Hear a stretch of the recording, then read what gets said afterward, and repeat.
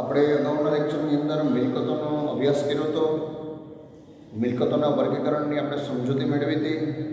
આજે આપણે એના પછીનો મુદ્દો છે આવકો. આવકોની આજે આપણે સમજૂતી મેળવશું.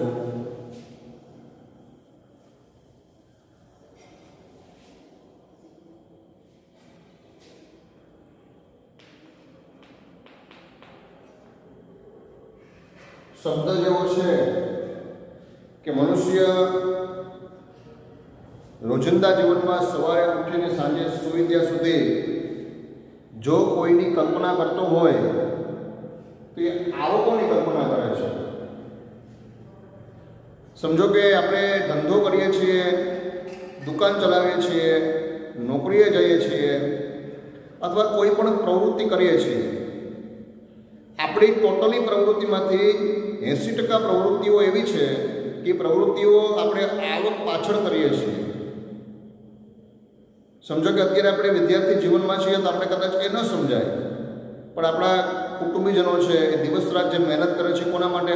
આવક કમાવા માટે કરે છે. તો આવક એટલે શું?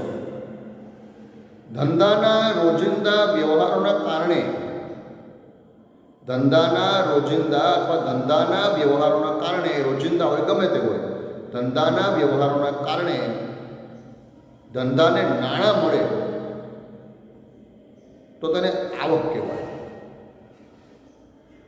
બરાબર? તો આવકની વ્યાખ્યા આપણે એવું લખી શકીએ, ધંધાના વ્યવહારોના કારણે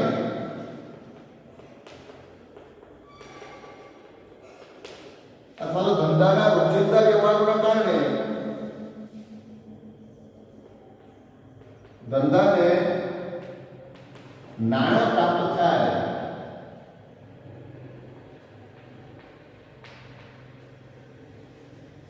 તો તેને આવક કહેવાય.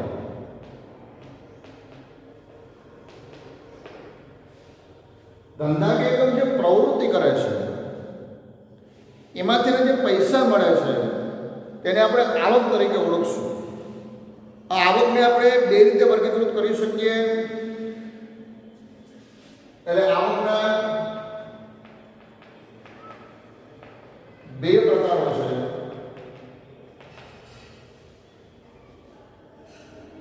આવકના બંને પ્રકારો એવું પ્રકાર દર્શાવી દો તમને. એક મહેસૂલી આવક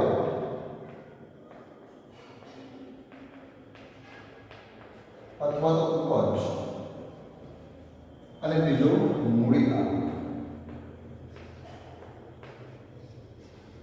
સમજો કે રૂપિયા 15,000 નો માલ વેચવો, આ ધંધાનો વ્યવહાર છે. રૂપિયા 15,000 નો માલ વેચ્યો, આ ધંધાનો વ્યવહાર છે. આપણે કેટલા રૂપિયા મળ્યા? અહીંયા ધંધાને 15,000 રૂપિયા પ્રાપ્ત થયા છે. એટલે ધંધાને 15,000 ની આવક થઈ છે. સમજો કે રૂપિયા 5,000 કમિશન મળ્યું. આ પણ ધંધાકીય વ્યવહાર થયો, ધંધાનો રોજબરોજનો વ્યવહાર થયો. અહીંયા ધંધાને કેટલા રૂપિયા પ્રાપ્ત થયા? 5,000 રૂપિયા પ્રાપ્ત થયા. એટલે 5,000 ની આવક થઈ. રૂપિયા 1,000 વ્યાજ મળ્યું.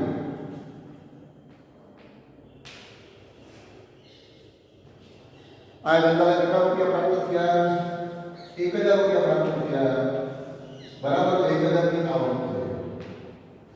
તો આવક એટલે ધંધા જે પ્રવૃત્તિ કરે છે, રોજબરોજના જે વ્યવહારો કરે છે, એ વ્યવહારના કારણે ધંધાને જે નાણાં મળે છે એ નાણાં મળે તેને આવક કહેવાય.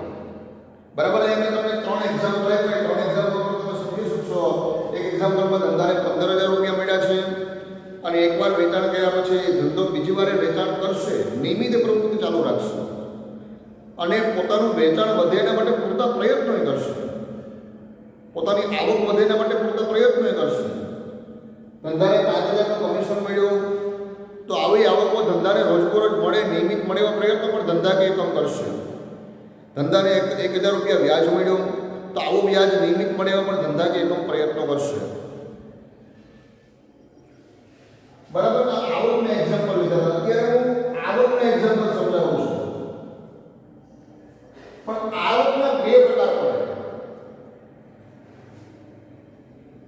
એક એ મળવાના આધારે, એક મહેસૂલી આવક અને બીજું મૂડી આવક. સમજો કે અહીંયા સામાન્ય એક્ઝામ્પલ બધા લખી દો. રૂપિયા 15,000 નો માલ વેચો. આ પ્રવૃત્તિ ધંધો વારંવાર કરશો. અહીંયા 15,000 રૂપિયાની આવક થઈ. રૂપિયા 5,000 કમિશન મળ્યું. અહીંયા ધંધા કેટલું 5,000 નું કમિશન મળ્યું. ધંધા કેટલા વારંવાર પ્રયત્નો કરશે કે આ પ્રકારનું કમિશન વારંવાર મળતું રહે. રૂપિયા 1,500 દલાલી મળી, તો ધંધા કેટલો પ્રયત્ન કરશે કે વારંવાર આવી દલાલી મળતી રહે. એની સામે રૂપિયા 1,00,000 ની બેંકમાંથી લોન લીધી. રૂપિયા 1,00,000 ની બેંકમાંથી લોન લીધી, તો ધંધા કેટલા એવા પ્રયત્ન નહીં કરે કે વારંવાર 1,00,000 ની લોન લીધા જ નથી. આપણે વારંવાર દરેક વ્યક્તિ પાસે પૈસા ઉછળે લીધા કરી આપણે એવો પ્રયત્ન નહીં કરીએ. તો આ છે કે ધંધાને વારંવાર મળતો નથી, અને ધંધો એવો પ્રયત્ન પણ નહીં કરે કે આવી લોનની જરૂર પડે. સમજો કે રૂપિયા 10,000 ના જૂનું ફર્નિચર વેચ્યું. અહીંયા માલ વેચવું એ ધંધાની પ્રવૃત્તિ છે, પણ ધંધામાં જૂનું ફર્નિચર પડ્યું 10,000 માં વેચ્યું. એકવાર ફર્નિચર વેચાઈ ગયા પછી પાછું એ ફર્નિચર આપણી પાસે રહેવાનું નથી, તો બીજી વાર આપણે આ બીજી વાર કમાઈ શકવાના નથી. મતલબ આ એક્ઝામ્પલ તમે સમજી શકો છો કે મૂડી આવક કોને કહેવાય અને મહેસૂલી આવક કોને કહેવાય. જે આવક ધંધાને નિયમિત સ્વરૂપે મળે, અથવા જે આવક ધંધો નિયમિત સ્વરૂપે કમાય, અને જે આવક દ્વારા ધંધાનું પરિણામ નક્કી થાય. પરિણામ મતલબ નફો નુકસાન. એ આવકને આપણે મહેસૂલી આવક તરીકે ઓળખીશું. સમજો કે એકવાર આપણે 15,000 નું વેચાણ કર્યા પછી આપણે એવું નક્કી કરીએ કે વેચાણ કરવું નથી. આપણે વેચવા માટે ધંધાએ બેઠા છીએ. આપણે વધુ વેચાણ થાય એવો પ્રયત્ન કરશું, વધુ ગ્રાહકો આવે એવો પ્રયત્ન કરશું. એટલે મહેસૂલી આવક ધંધા રકમ વધારે કમાવાનો પ્રયત્ન કરશું. ધંધા કે જેટલી વધારે મહેસૂલી આવક કમાશે એટલું ધંધા કે તમને નફો વધારે મળશે. મૂડી આવક, જે આવક ધંધાને વારંવાર નથી મળતી, અથવા તો ધંધા કે એકમને લાંબા સમયે મળે છે અથવા એક જ વાર મળે છે, એવી આવકને મૂડી આવક કહેવાય. સમજો કે બેંકમાંથી 1,00,000 ની લોન લીધી, તો આ લોન ફરી પાછી આપણે બેંકમાં લેવા જઈશું તો આ લોન ભરશું ત્યારે મળશે. આપણે લોન પાત્રતા વધારશું ત્યારે મળશે. બરાબર. નિયમિત આવક આપણને મળવાની નથી. જ્યારે 15,000 નું વેચાણ કર્યું હોય તો જેટલા ગ્રાહકો આવશે એટલું આપણે વધારે વેચાણ કરવાનો પ્રયત્ન કરશું. ત્યારે એવું અહીં શક્ય નથી. રૂપિયા 10,000 માં જૂનું ફર્નિચર વેચ્યું. ધંધાની અંદર જૂના ટેબલ ને કબાટ ને ફર્નિચર પડ્યા હતા, એ વેચી દીધું 10,000 રૂપિયામાં. તો ફરી પાછું એ ફર્નિચર બીજી વાર વેચાશે નહીં. મતલબ મિલકતોનું વેચાણ, ધંધો મિલકતો છે, એ મિલકતો શા માટે પ્રાપ્ત કરવી? ઉપયોગ કરવા માટે પ્રાપ્ત કરવી, વેચવા માટે થઈને નહીં. એટલે મિલકતોનું વેચાણમાંથી જે આવક થાય છે એ આવક નિયમિત નથી મળતી, લાંબા સમય મળે અથવા એક જ વાર મળે છે. કોઈ પાસે આપણે લોન લઈએ છીએ તો આવક પણ આપણે એક જ વાર મળે છે. સમજો કે કોઈ કંપની છે, એ કંપની પોતાના શેર બહાર પાડે, કંપનીની માલિકીની મૂડી એટલે શેર મૂડી, તો એક જ વાર શેર બહાર પાડશે, વારંવાર શેર બહાર પાડશે નહીં. કંપની ડિબેન્ચર બહાર પાડે અને ઉછના પૈસા મેળવે તો એક જ વાર બહાર પાડશે, વારંવાર બહાર પાડશે નહીં. તો મૂડી આવક છે ધંધાને નિયમિત મળતી નથી, એ ધંધાની જવાબદારી બને છે. ઘણા પ્રકારની મૂડી આવક ધંધાની જવાબદારી બને, જે ધંધાએ વ્યક્તિઓને ચૂકવવી પડે છે, જ્યારે મહેસૂલી આવક ધંધાને નિયમિત મળે છે. તો હવે આપણે મૂડી આવક અને મહેસૂલી આવકનો અર્થ લખી લઈએ.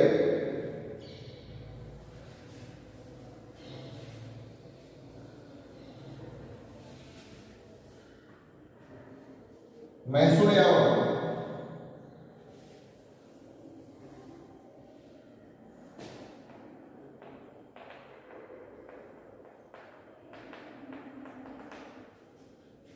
જે આવક ધંધાને નિયમિત મળે છે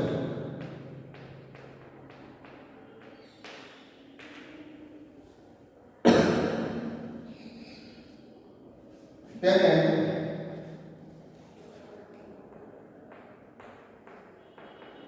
મહેસૂલી આવક કહેવાય. જે આવક ધંધાને નિયમિત મળે છે તેને મહેસૂલી આવક કહેવાય. જે આવક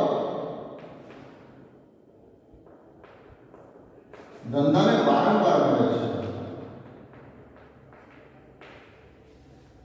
જે આવક ધંધાને વારંવાર મળે છે તેને મહેસૂલી આવક કહેવાય. અને આ મહેસૂલી આવકમાંથી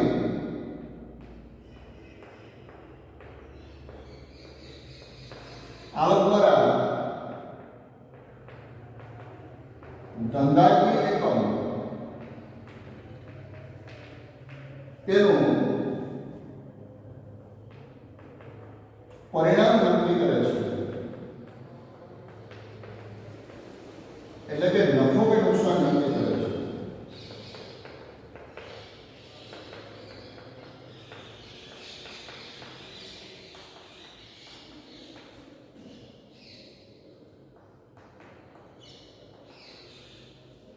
પરિણામ મતલબ નફો કે નુકસાન. નફો ધંધાને ક્યારે થાય તો કે ધંધાની આવકો વધારે હોય. કોઈ પણ ધંધાની અંદર આવકો વધારે હોય તો નફો થયો કહેવાય, અને કોઈ પણ ધંધામાં ખર્ચાઓ વધારે હોય તો શું કહેવાય, એટલે નુકસાન થયો કહેવાય. પણ કઈ આવકો તો મહેસૂલી આવકો. આ મહેસૂલી આવકોને ઉદાહરણ આપણે લખી દઈએ. વેચાણની ઉપજ, મળેલ કમિશન,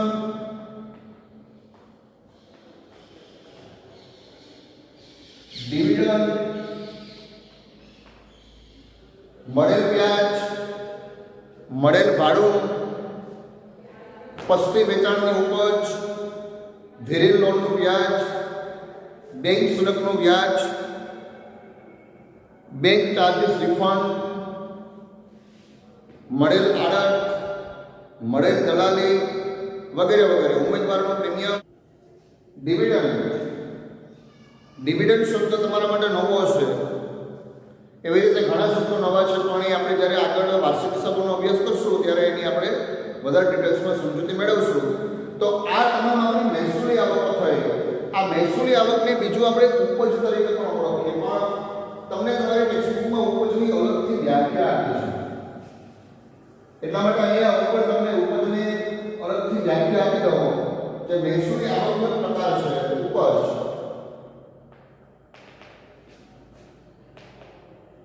માલ કે સેવાના વેચાણ દ્વારા, માલ કે સેવાના વેચાણ દ્વારા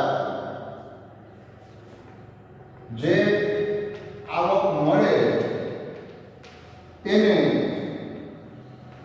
ઉપજ કહેવાય. માલ કે સેવાના વેચાણ દ્વારા જે આવક મળે તેને ઉપજ કહેવાય. અને આ તમે મહેસૂલી આવકની વ્યાખ્યાઓ પણ લખી શકો. સમજો કે સેવા એટલે આપણે કોઈને સેવા આપીએ ત્યારે આપણને કમિશન મળે, આપણે કોઈને સેવા આપીએ ત્યારે આપણે દલાલી મળે, એપ્રેન્ટિસનું પ્રીમિયમ મળે. સમજો કે ડોક્ટર છે, ડોક્ટર સેવાનું વેચાણ કરે છે, બદલામાં શું કમાય છે, ફીસ મેળવે છે. વકીલ છે, સેવાનું વેચાણ કરે, બદલામાં શું મેળવે છે, ફીસ મેળવે છે. એવી ધંધાકીય એકમ પણ સેવાનું વેચાણ કરી, મતલબ સેવા આપી અને બદલામાં વળતર મેળવે છે.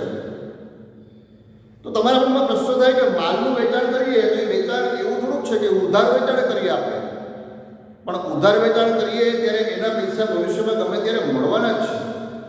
એટલા માટે અત્યારે આપણે એને આવક તરીકે લઈ લેવાનું, બરાબર, એટલે કે ઉપજ તરીકે લઈ લેવાનું. હવે અહીં આપણે એનો એક્ઝામ્પલ લખી દઈએ. સમજો કે માલનું વેચાણ, પછી કમિશન, દલાલી, આ બધું મળેલ છે. મળેલ કમિશન, મળેલ દલાલી, પછી મળેલ કમિશન, મળેલ દલાલી કદાચ મળવાની બાકી હોય તો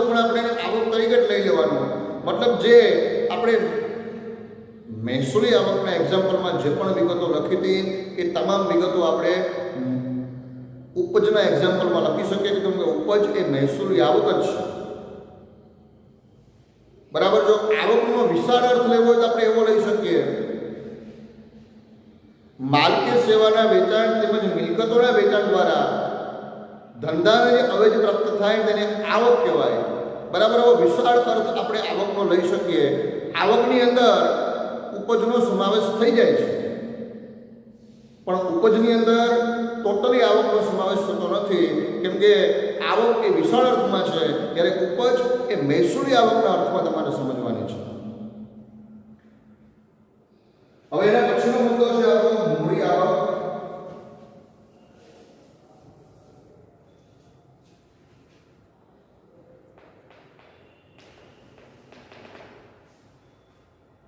આપણે મહેસૂલી આવકના અર્થમાં એવું સમજ્યું હતું કે જે આવક ધંધાને નિયમિત મળે છે તેને મહેસૂલી આવક કહેવાય. તેનાથી બિલકુલ વિરુદ્ધ જે આવક ધંધાને નિયમિત મતલબ વારંવાર મળતી નથી તેને મૂડી આવક કહેવાય.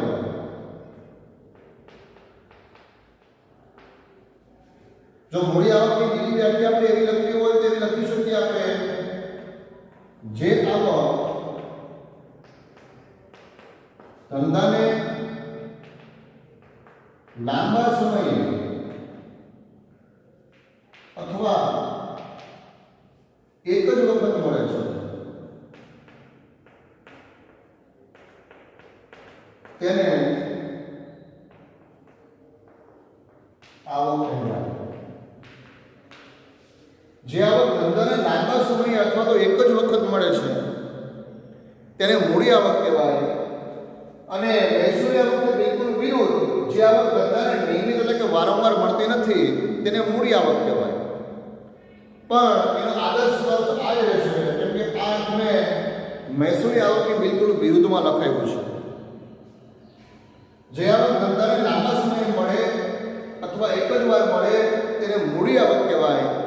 તો લાંબા સમયે મળે, એક જ વખત મળે તેને મૂડી આવક કઈ રીતે કહેવાય? એક્ઝામ્પલ તરીકે ધંધાનો માલિક 5 લાખ રૂપિયા મૂડી લઈ આવે, તો દરરોજ લઈ આવશે 5 લાખ રૂપિયા. એના ઘરે ફેક્ટરી છે છાપકામની? નહીં. એકવાર 5 લાખ રૂપિયા લઈ આવશે, ધંધાની અંદર રોકાણ કરશે અને ધંધાને જરૂર પડશે તો લાંબા સમય પાછા લઈ આવશે, પણ એ 5 લાખ સિવાયનો ભાગ છે અને એની મૂડી ધંધાની આંતરિક જવાબદારી એટલી વધી જશે. સમજો કે આપણે બેંકમાંથી લોન લઈએ 10 લાખ રૂપિયાની, તો ધંધાકીય કંપની બેંક દર વર્ષે 10 લાખની લોન આપશે નહીં. આપણે 10 લાખ ચૂકવી દઈએ પછી બધા પૈસા વધારાના જોતા હોય તો આપણને મળશે. અથવા આપણે બેંકના નિયમિત ગ્રાહક હોઈશું, આપણે ચૂકવણી ક્ષમતા સારી હોય તો આપણે કદાચ બેંક વધારાની લોનની અંદર વધારો પણ કરી દે, ટોપઅપ પણ કરી દે. પણ આ લોકો છે લાંબા સમય મળે છે, નિયમિત મળતી નથી. સમજો કે 1 લાખ રૂપિયાનો માલ વેચો, ફરી પાછો એ જ દિવસે ગ્રાહક આવ્યો તો 2000નો માલ વેચો, ફરી પાછો એ જ દિવસે ગ્રાહક આવ્યો તો 50,000નો માલ વેચો. આવક છે ધંધો નિયમિત કરે છે. ત્યારે આવક ધંધાને નિયમિત મળતી નથી. બેંકમાં લીધેલી લોન, ધંધાના માલિકે રોકેલી મૂડી, આ પ્રકારની આવકો છે. મિલકત વેચાણનો આવક, આ પ્રકારની આવકો છે એ મૂડી આવકના એક્ઝામ્પલ છે. ઉદાહરણો આપણે લખી દઈએ એના. સમજો કે માલિકની મૂડી, બેંકની લોન. સમજો કે SBI માંથી 5 લાખની લોન લીધી. કેવી આવક થઈ? 5 લાખ રૂપિયા આપણને મળી, આવક તો થઈ. કેમ કે આપણે આવકની વ્યાખ્યામાં સમજ્યા કે ધંધાને જે પૈસા મળે એ ધંધાની આવક છે. તો 5 લાખ રૂપિયા લોન લીધી, આપણી આવક કરી, પણ એ આવક પાછી બીજી વાર મળવાની નથી, એટલા માટે એને મૂડી આવક કહેવાય. એ આવક લાંબા સમયે મળવાની છે. મૂડી, બેંકની લોન, મિલકત વેચાણની આવક, આ જે આવકો છે એ તમામ આવકો મૂડી આવકો કહેવાય. હવે આપણે આવતા લેક્ચરની અંદર આના પછીનો મુદ્દો, આપણે આવકો કમાઈએ છીએ તો આવક કમાવા માટે આપણે કંઈક કરવું પડે તેને ખર્ચ કહેવાય. ડાયરેક્ટ આવક આપણે ધંધામાં મળવાની નથી. બરાબર. પહેલાં આપણે ધંધો સ્થાપવો પડે, ધંધાની સ્થાપના કર્યા પછી આપણને આવકો મળે છે. તો આના પછી આપણે ખર્ચાઓની સમજૂતી મેળવશું, જે આપણે